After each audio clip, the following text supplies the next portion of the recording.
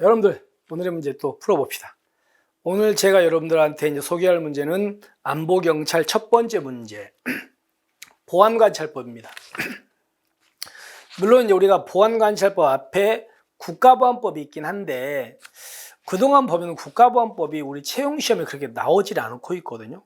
그래서 그거는 제가 생략하고 보안관찰법부터 풀어볼 겁니다. 자, 먼저 질문. 여러분들, 보안관찰은 잘못해서 처벌로 하는 겁니까? 장래 위험성 때문에 하는 겁니까? 장래 위험성 때문에 하는 거잖아요. 그죠? 그거 갖고 이제 풀어볼게요. 첫 번째가, 보세요. 먼저, 보안관찰 대상자가 있습니다.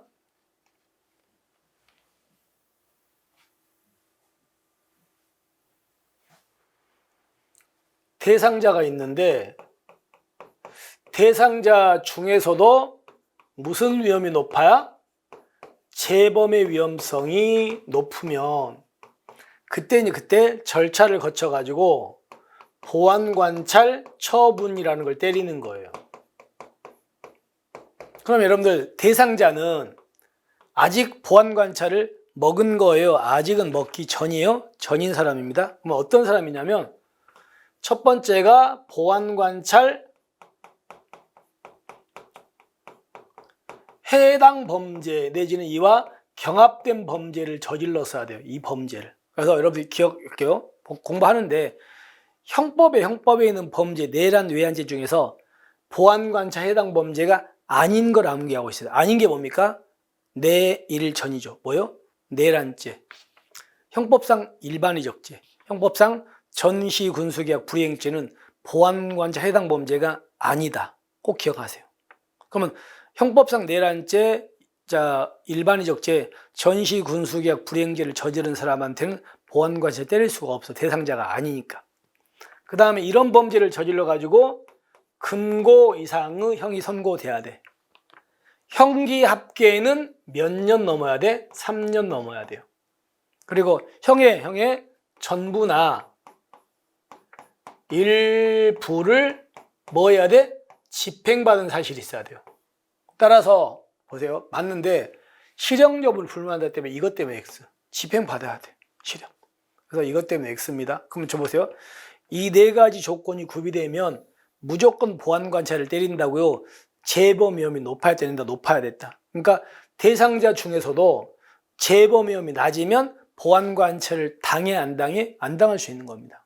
높아야 돼요. 그리고 이 중에서 재범 위험이 높으면 보세요. A가 대상자고 재범 위험이 높으면 일단은 검사가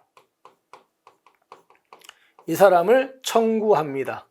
법무부 장관에게.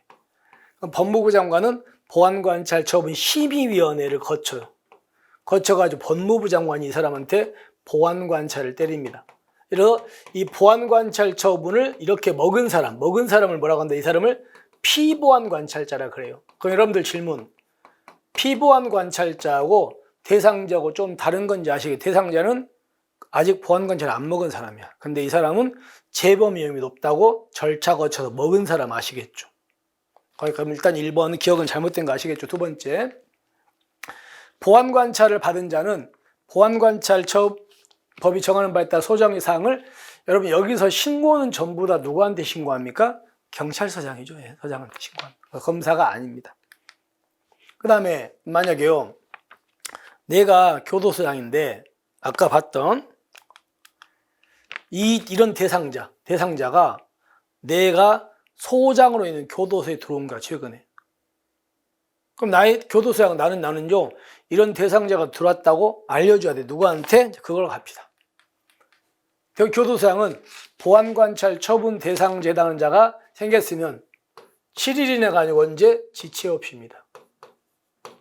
지체 없이 보안관찰 처분 심의위원회나 검사, 서장한테 뭐 한다? 알려줍니다. 언제? 지체 없이. 누구한테? 보안관찰 처분 심의위원회, 검사, 서장한테. 그래서 이것 때문에 X입니다. 아시겠죠? 자, 그 다음에 피보안관찰자는 아까 대상자 중에서 재범 위험이 높다고 보안관찰을 먹은 사람이죠. 걔는 그러면 먹었으면요, 먹은 때로부터 며칠 이내, 7일 이내 주거지 관할 서장한테 신고해야 됩니다. 서장 이런 사람 거쳐가지고. 맞습니다. 7일 이내. 자, 그 다음에 피보안 관찰자가 보안과제 먹은 사람이 만약에 주거지를 이전합니다. 또는요, 국외 여행 가거나 여기 조심. 며칠 이상 주거이탈 여행할 때 신고해야 돼? 10일이죠. 그리고 이때는 미리 신고해야 돼, 미리. 미리 누구한테? 여기다가. 그래서 이것도 잘못됐습니다. 그 다음에 마지막. 지금 이걸로 가볼까요? 여보세요. 지금 A가요, 이 대상자고 재범 위험이 높다고 검사가 청구해서 심의위원회에 거쳐가지고 법무부 장관이 보안관찰을 때렸어요. 그럼 이 사람은요, 보안관찰 처분이 A한테 좋은 거예요, 안 좋은 거예요? 안 좋은 거야. 억울합니다. 그럼 이때 A는 어떻게 합니다면, 보안관찰 처분은 잘못된 거니까 이거를 취소해 주세요라고 이런 무슨 소송? 행정소송을 제기합니다. 이 소송을 제기하면 무슨 법에 따라서? 행정소송법에 따라서. 근데 이 소송은요, 며칠 이내? 60일 이내. 어디에다가? 서울고등법원에 제기하라고 되어 있습니다. 60 서울고등법원. 따라서 다시 한번 가볼게요.